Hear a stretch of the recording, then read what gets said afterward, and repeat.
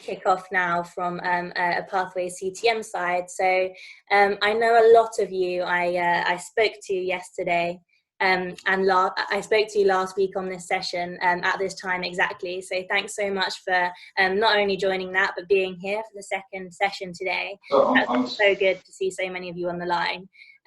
What we're going to be doing, as I mentioned last week, is we're putting on these webinars every week for our home building students and those who are interested in moving into that area. And we're going to be helping you think about jobs which might be on offer to you, about the world of work in home building, and giving you kind of tips and tricks about how to move into that space in the future. So we're really lucky today that we're going to be hearing from a special guest, which I'll introduce in a second. But I just wanted to give a bit of background to today's session before going into that and the actual content. So as I mentioned last week, these will be going on every Thursday at 3:30. So I'm so happy to see so many of you have come on again.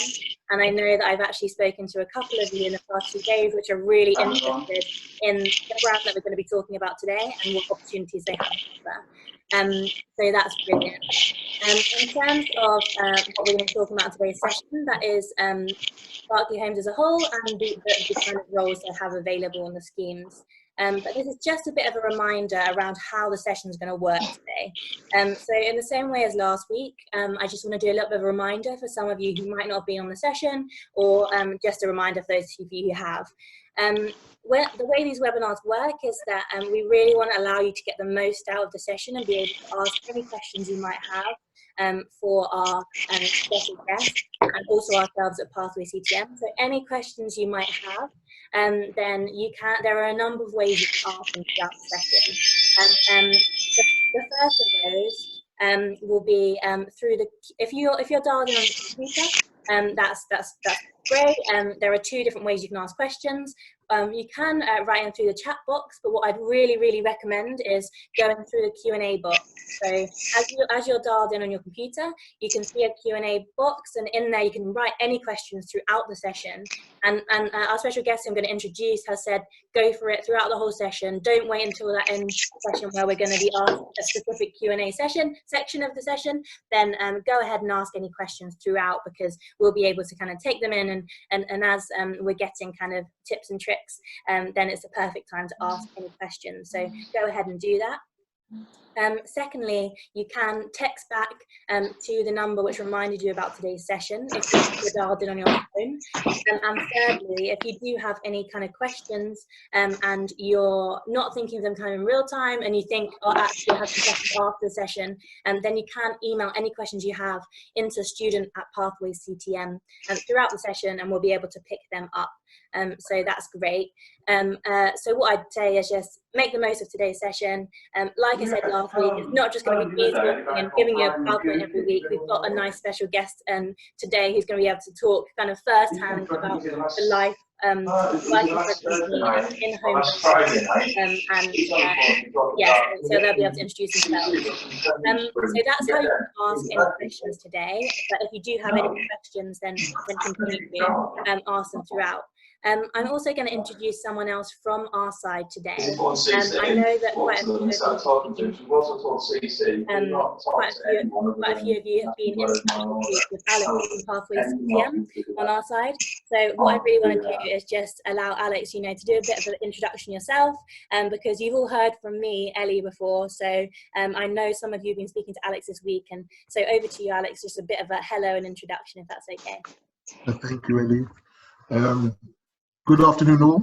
Good afternoon. Finally get to hear my voice and so forth, put a voice to the texts and so forth on the emails, and it's got the great opportunity to speak to you guys. And just to let you know, basically my role is alongside with Ellie, and Ellie does most of the business element and the development end of all the accounts that you quite right, you've got the opportunity to speak to and get to the employment side. And I'll be working more one-to-one with you and the students and in the colleges and so forth. So we work as a team to try to incorporate with this home building and try to give as much information, as much of what's available out there, how we can support you, during this period of time while we're in isolation, we're trying to use this opportunity with the webinars to keep it well informed and to keep it as interactive as possible. I'm just hoping while I still continue talking to all of you guys, while I still keep on contacting with all you guys, just give me a feel of what you want, what kind of expectancies you have, and what support you require when we resume back, when we go into the so this will be a period of time you'll be hearing my voice more, getting in contact more until we resume back into the studies and so forth. And just to get an indication of, you know, what we'll be doing with the employability aspects of like CVs, applications, and so forth. So we're here as a team now. Just recently started, and hopefully as we consolidate our skills and attributes from pathways, we'll be able to help you from the employability aspect into employment. So, that's absolutely, yeah, exactly. Brilliant, Alex. And thank you so much for that introduction. And I didn't stop you there, but that's a great kind of introduction in terms of how we're going to be helping and to support. So thanks, Alex. I just want to introduce our special guest then. So Stav. I just wondered, there might be a little bit of background noise. So just anyone with background noise who has kind of that access to the microphones, then just conscious of that. But yeah, so over to you, Stav, to introduce yourself. And hello. Thank you very much, Ellen, Alex. Hello, everybody. So my name's Stav Aristocles-Hill, and I am the Apprenticeship Programme Manager for Berkeley Homes Capital, and I'm responsible for the recruitment and management of all of our apprentices across our trades and non-trades roles within our division. Averagely, I have about 40 to 50 apprentices, mixed year groups, so I've got some year ones, year twos and some year threes. And the real aim for me as an apprenticeship manager is it's not necessarily just about getting you onto the apprenticeship, but once you're on that program, is preparing you for that next step. The apprenticeship is just your first step in this career, and it's really about supporting you so that you gain the knowledge, the skills and the behaviours needed to be able to have a fruitful career in this wonderful industry that is construction and the built environment. I wanted to share a little bit about Berkeley Homes, just to give you a picture, because I'm not sure how many of you know who Berkeley Homes are. So Berkeley Homes Capital is one of the operating companies within a very large group called the Berkeley Group. We are a FTSE 100 group. We are a luxury house builder. We pride ourselves on building more than just homes, though. So it's about placemaking. And the owner of the company, Tony Pidgley, is very much proud of the fact that he builds communities and places where people want to live. So on all of our developments, we build a multitude of things, whether that be doctors' surgeries or cinemas and restaurants and, you know, spas, to things like supermarkets and coffee shops, etc. The majority of the developments that we've currently got in our portfolio range from tower blocks or skyscrapers. So we've got a development over at South Key Plaza. It's a 68-storey residential block.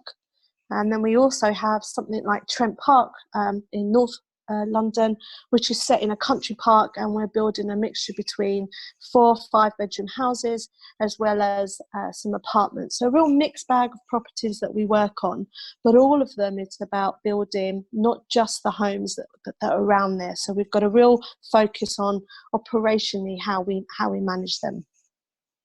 It's worth saying that Berkeley Group is different from people like Sir Robert McAlpine or Mace or BAM. So we are a property developer, and by that what we mean is that we buy the land, we design what will be built on that land, we then build it, so we are the main contractor, we then sell those properties, we then market those properties to be able to sell them. And then once they're sold, we then manage those properties through service charges. So we're more than just a builder. We're much more about the whole package. So someone like Mace, for example, they may be a client of ours that we would then commission to build certain aspects of the build for us. But predominantly, we are the main builders in our own project. So we are the client and the construction company combined, which gives us a lot of power and a lot of scope to be able to offer a variety of apprenticeships that maybe hasn't been offered in the past. So about 4 years ago, we decided to do something very different, and that was to recruit apprentices directly, and with a real focus on trying to help fill the skills gap that we face in our industry. Now, you may or may not have heard, but the construction industry has lots of skills gaps, and particularly in the trades and some of the professional elements. And we really wanted to focus on trying to recruit to those roles and publicise those roles so that they become something that people understand and want to apply for. The Reach Apprenticeship Programme is more than just an apprenticeship. And what I mean by that is that our apprenticeship programme, if you become one of our apprentices, is more than just sending you to a college to learn the theory of how to lay bricks or the theory of becoming a civil engineer. But there's a lot more that we tie into that. So not only do you gain the hands-on experience on site, like all apprenticeships should, but we also have a personal development program that follows you through your journey as an apprentice. And that's in a variety of different things that happen in that.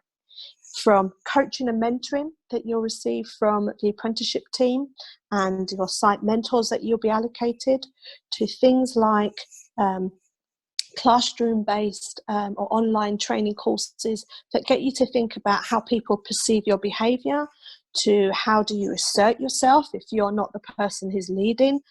And it also combines an Outward Bound Trust trip. And we've been working with the Outward Bound charity for the last 4 years. So I'm very fortunate that every year I get to take all my first year apprentices away as a group to build team spirit, to experience what it's like to be a leader, to be under pressure, and learn from kind of mistakes that maybe you don't get the chance to gain on site. So for me, they're key activities in developing you as the individual to prepare you for that next step. And that next step is a job within the industry. It may be another apprenticeship with another company, or it may be a full-time job. And for me, a good apprenticeship program can justify its results. So once you finish your apprenticeship, where do you go on to? And I'm very proud to sit here and be able to say the last 2 cohorts of apprentices that have graduated, we have had 100% of those apprentices offered opportunities for career progression, whether that be within the Berkeley group or whether that be within our supply chain. But 100% were offered jobs at the end of that apprenticeship. And for me, that's pivotal to talk about that next step, because for me the apprenticeship is just your beginning of this career, it's not the end. So we need to think about what comes after that and preparing you for that. Just on that, just to jump in there, sorry, Sav, so just to clarify, and I'm sure lots of the majority of the students on the line will know that, but when you say a job director or a job in the supply chain, what 100% do you mean? Like, if you could just summarize that. Sure. So Berkeley Homes doesn't employ trades people. So we don't employ carpenters, bricklayers, painters, dry liners, civil engineers. Very few are employed directly by us. So although we're the main contractor, we are the management of that building site. But actually we then buy in specialist people to do that work for us. So as one of our apprentices, although you'll be employed by Berkeley's and you're managed by Berkeley's and you're developed by Berkeley's, the actual hand skills, the technical element of learning your job is learned on site with one of those trade contractors.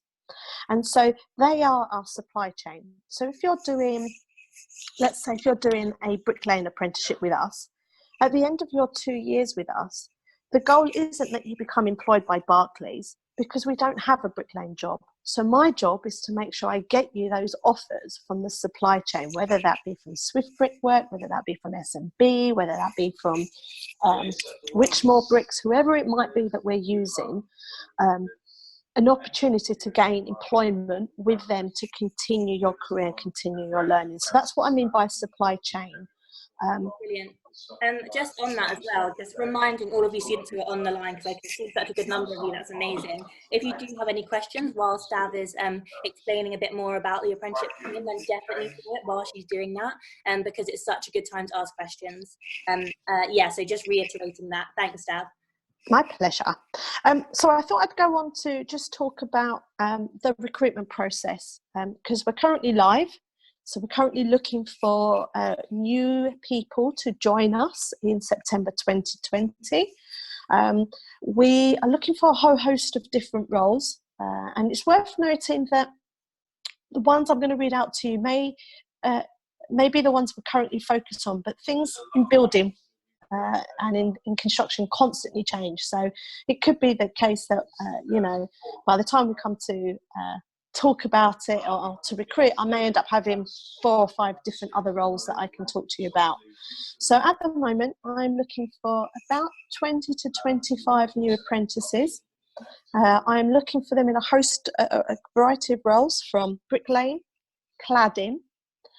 And if you don't know of any of the roles that I'm talking about, please do ask and I'll explain in more detail. Carpentry, dry lining, formwork, groundwork, painting and decorating, steel fixing, and civil engineering. And we've also got a site management apprenticeship as well in the pipeline. Now, our apprenticeship program is open to anyone who's 16 and over. So you need to be 16 years old at the date that you start your employment with us, and that's in September. So you can be 15 now and do your application form and go through the process, but by the time you sign your employment contract with us, you have to be 16. You must be eligible to work in the UK, and the recruitment process is quite lengthy, and I'll apologise for that.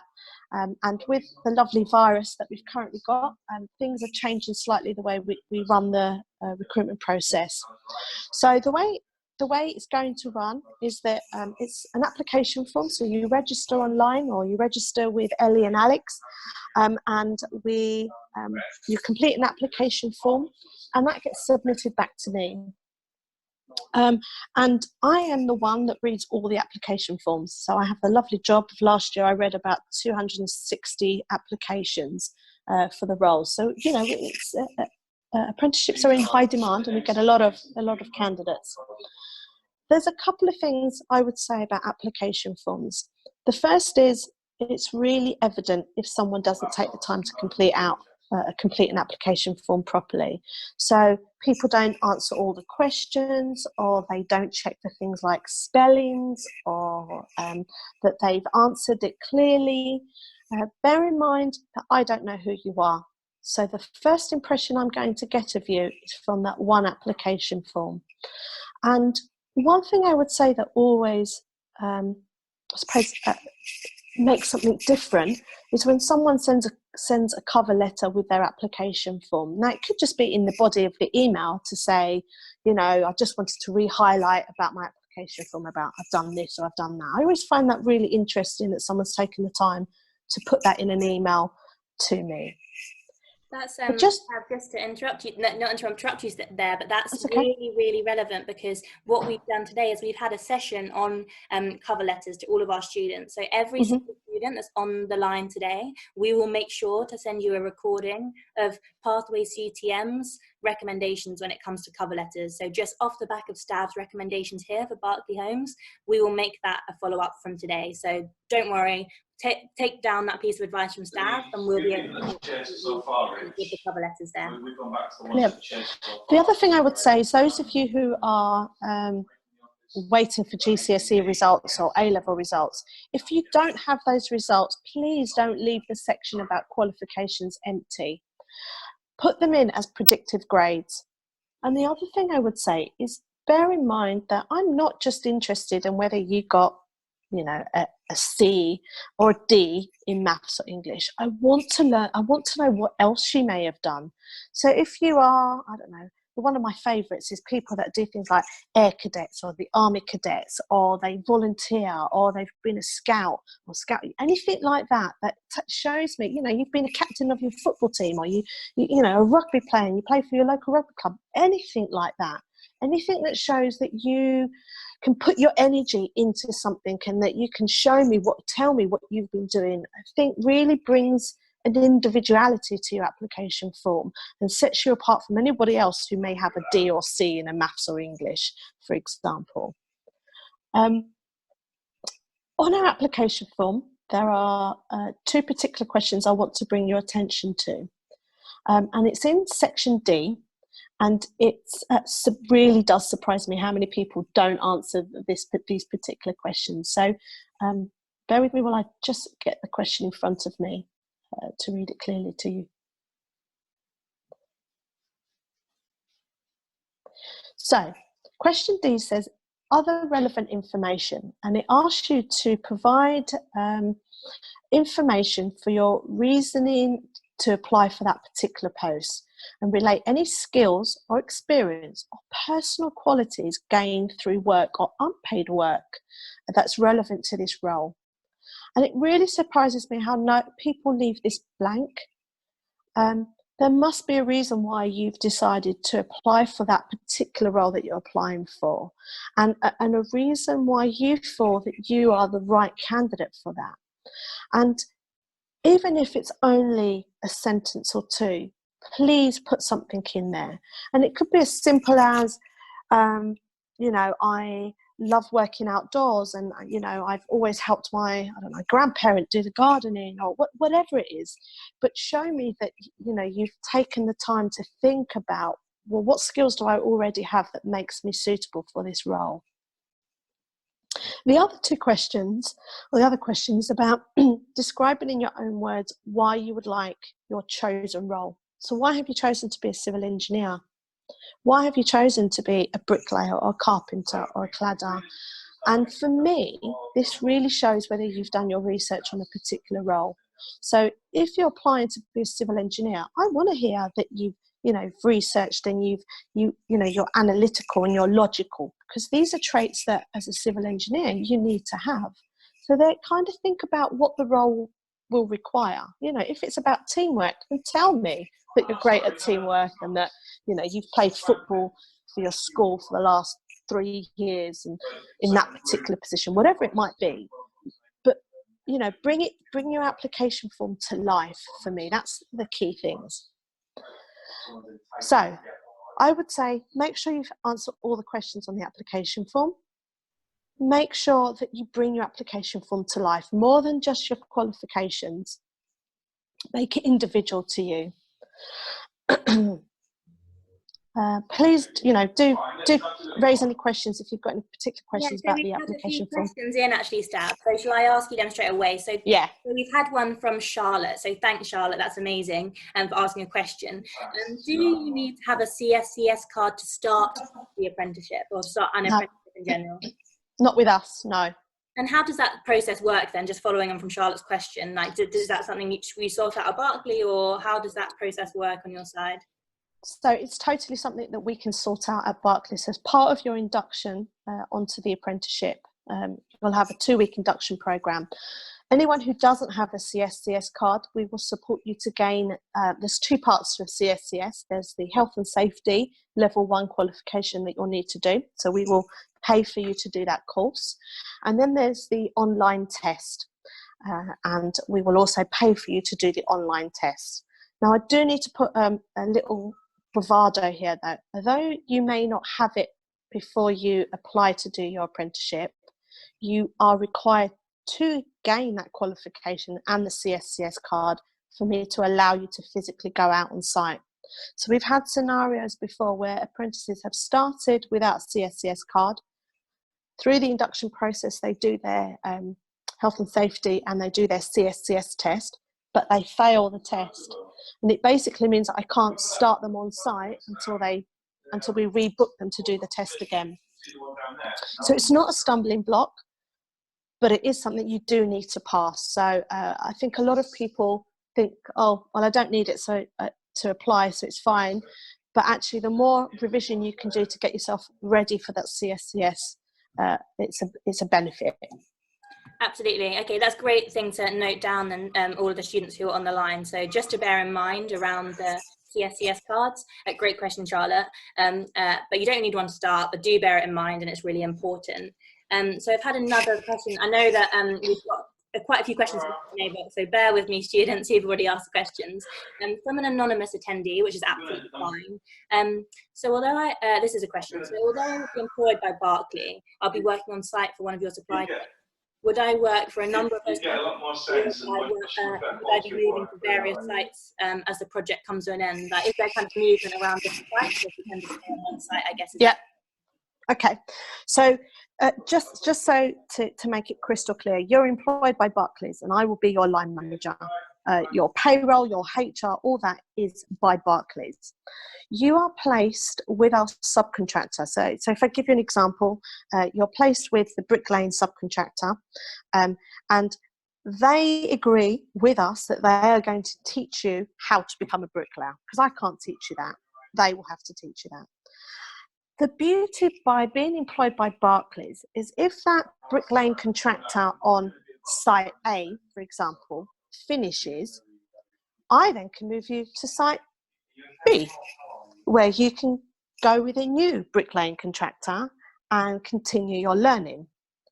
The benefit of that is that you'll get to potentially see different sites, use different materials, and really importantly, learn how different teams work.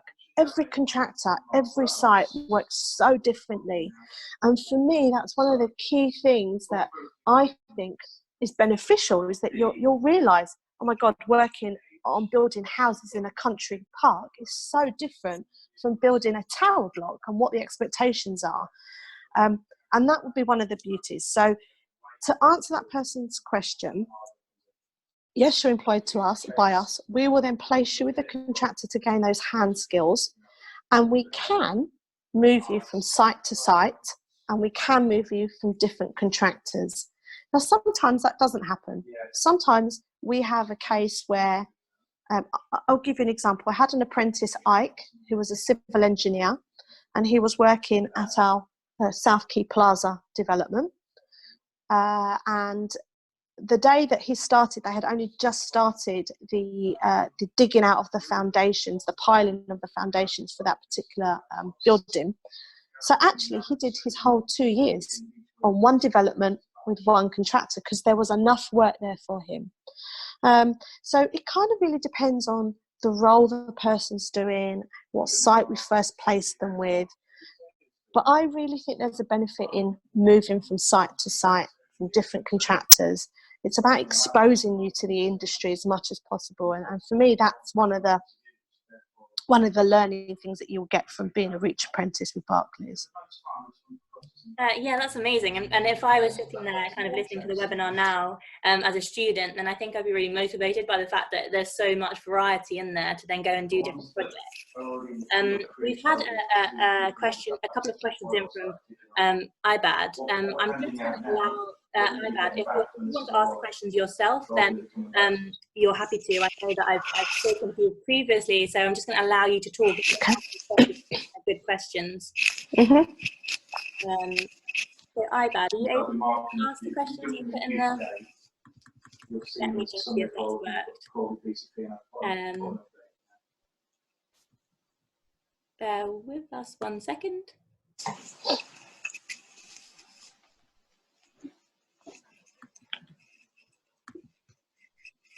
That doesn't seem to be working, but that's absolutely fine. So IBAD, I'll ask those 2 questions for you. So IBAD, Ahmed, that's an amazing question. So how would I ensure my application is successful? So Sav, you've already given us kind of 3 pieces of good insight, I guess, around like things you're doing outside of like, for example, cadets or hobbies or things like that. Maybe you can answer the question. If you had to think of one kind of key thing you're looking for to resonate through the application, what would that be? Can you summarize that? I'd say there's two things. One is commitment. Show me on your application form you've been committed to something, that you've seen something from the beginning to the end. Where I see people jump around a lot, I don't necessarily just mean jump around maybe in jobs but where I get it, when you're young you try lots of things, but show me that you've committed to one thing and seen it to the end. And the other one is teamwork. I cannot stress how important teamwork is in our industry. Everything that we do involves teamwork, whether that be the people we physically work with day to day, whether that be the next team that then takes on the work that we've now done so that they can finish the next part of the build, or the people before us. It's the whole thing's about teamwork. So they're the things that I would look for. Commitment and teamwork are really important to me, and they're things that we will then continue to pick up through the rest of the recruitment process. That's brilliant. Yeah, no, that's two key things that I could not recommend more if students who are listening in to just jot down. So think of some examples of what Stav just mentioned and then make sure they come through in your application. So we've just had a question in from Kai, Kai Fox. So well done for asking that question to the chat box. How do you pay for travel to and from site? Is that something which is in... Yeah. It is. So it's one of the packages, of part of the package we offer, is that we cover travel expenses to and from work and to and from college. The way it works is that you will purchase your travel card and you will then complete an expenses form. We then process it and pay you that money back. So it's, you have to pay the money out first and get the money back. And it's exactly the same as I have to do when I have to put my expenses in, is what the apprentices have to do. So though it's a pain having to do it and a pain to have to pay that money out, there is a reason why we set it up like that.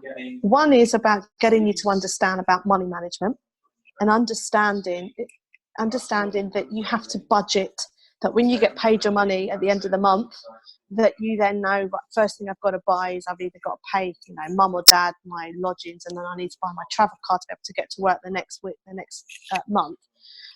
I want you to learn those skills. That's part of the apprenticeship, is learning behaviours to be able to work in our industry. And that's key. Being able to get to work is key.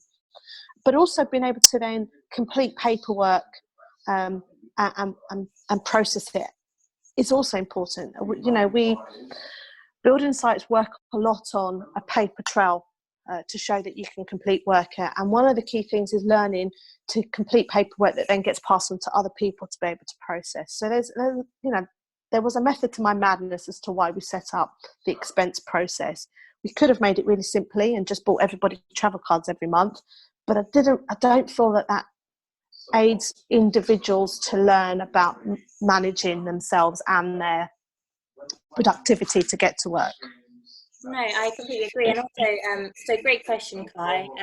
Also, I think that's something you could be thinking in the back of your mind, students, right now. If Stav's impressed by, management of budget, management of your own money, and management of your own time, I'd be thinking in my head, like, okay, what examples do I have already in my life that I can use as examples when I'm applying for this role? I do have those qualities already. So anything you can think of in your life about, like, time and money management, I'd be thinking in my head right now, okay, that's something that Berkeley would be impressed with. So definitely jot those down. We've had another question. So, I'm trying to get into a degree apprenticeship in chartered surveying or quantity surveying. Do you guys have that available? Great question. It's a great question, but I'm going to have to be really sadly say not at this moment in time. It's not something that we have got an opportunity for at this present time. That's not to say across the Berkeley group there might be that opportunity, but unfortunately I'm not recruiting for the whole of the group at the moment. I'm only recruiting for Berkeley Homes Capital, so I'm really sorry I don't have an opportunity for a degree apprenticeship at this moment in time. No, that's absolutely fine, and great question. Well done for asking. What we can do after you've asked that question, because it's in the Q&A box, we know who you are, so we can help support you and find out some alternative opportunities. So not to worry about that, and don't be disheartened about the fact you can't apply for this one, because there definitely will be some available. But brilliant question. So I'm conscious of time, and I know that So what I'd say is for students who are on the line, any kind of more questions, we'll have probably one more question, if anyone wants to get one in quickly, and if not, then start wrapping up and thinking about kind of next steps after the call. So that's great. I've just had a couple questions in, so let me see which one I can see first, and I'll ask. Before you go ahead, Ellie, and ask.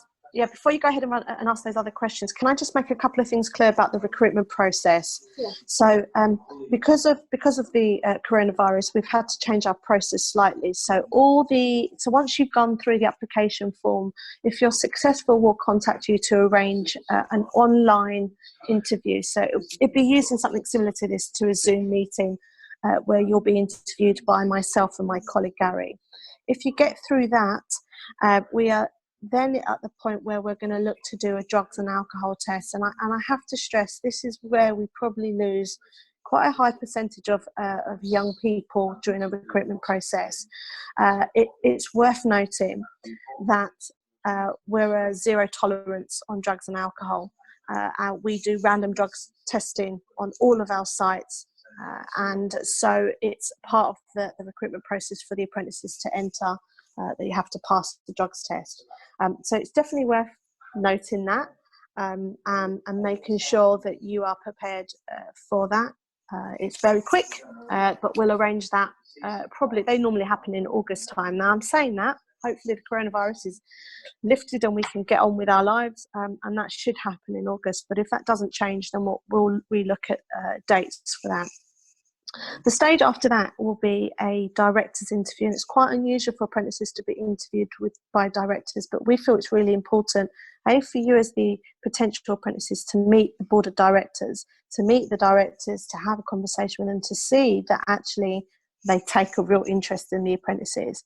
But also from the director's point of view, it's about putting a face to a name, so that when I say, we've employed Kareem and he's doing really well, I can have the construction director go, I interviewed him, I remember him. Or, I had one where my commercial director interviewed a logistics apprentice, and I was talking about this particular apprentice, and he was like, I remember Emma, she was great. I remember she had a real buzz about her. And so it's about putting a name to a face, so you don't just become a number, another employee, but they actually take the time to get to know the apprentices. Fingers crossed the coronavirus goes, and we should be in a position to start all the apprentices in September. But I will have to say, err and caution here, because we don't know how things go, there may be some delays to that recruitment process. So what I would ask is that you please watch this space. We will communicate with Ellie and Alex, and if anything changes, we'll let you know. But at the moment, we're still working on people will start in September. That's brilliant. Thanks, Dav. That's such a good kind of summary of the next steps, so everyone knows those. I want to get in that one last question, because we've had a few in, but I did promise one extra question, so I'll do that. And then I think I'll hand over to Alex to, finalise and kind of repeat kind of a bit of an introduction to who he is, because he'll be really, really close to some of you students who are on the line now and helping you. Okay. To steps.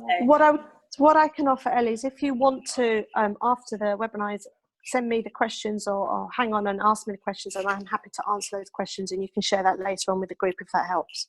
Yeah, okay, brilliant. I'll do this last question for now. Okay. If I was successful in gaining an apprenticeship with you, do you choose which college I go to, or can I go to my nearest college? I live in London. No, I get to choose which college you go to. Okay, well that's good. Brilliant question. So well done for the question, and a good straightforward answer. So yeah. On that, then I will just hand over to Alex to kind of repeat just a bit about an introduction of yourself, Alex, and kind of how you'll be talking to the students following on from today. Good afternoon again. Thank you very much, Steph, for all the information and so forth for today. And Ellie for making this possible. Guys, when you're working on this aspect and you're dealing with the employer gives you the criteria and the requirements or that they're looking for, and you build a picture, and all it is that if you meet the requirements and you meet the criteria, it's like a paper interview. And if you meet that, they actually want to meet you. So if we get an employer like staff actually telling you this is what they're actually looking for, This is where I come in and try to give you the direction and navigate you to actually put the right things on the paper for you to get that opportunity for the interview. So my role, you may have heard me speak to some of you guys earlier on, and I've tried to contact you, and I'll be here to support you through that process. Working with Ellie to do more the business development and working with employers to try and give you a picture of how we actually will take this step by step and actually get you closer to what the requirements of the employer is. That's our aspects. You do the actual studying, and we actually try to do bridging from the gap, from giving you the actual indication of what to write, what to put down, and how to bring the best person forward. Sometimes, you know, as staff has mentioned, I've done it from the other side as well. You may get the person who was perfect for the role, but they didn't actually put the actual information what they needed on paper.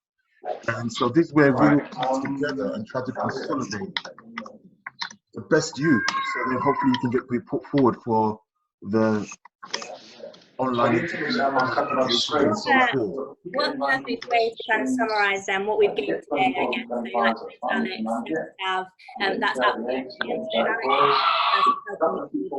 So Stav is going to be the one kind of offering the roles. So that's absolutely today. Talking about next steps from today. We'll follow up with every single one of you. Probably be Alex. From a kind of side. Follow us at Pathways CTM. Give updates on our session and ask any questions via student@pathwaysctm.com. So we are here to support you through every step of this way, and we'll really help you get through this kind of uncertain time with more information around a career in home building. So thanks again for joining. It's so brilliant to see so many of you on the line. We'll be here next week with another special guest. So thank you so much, Stan, and thanks, Alex. No problem. Thank you for having me.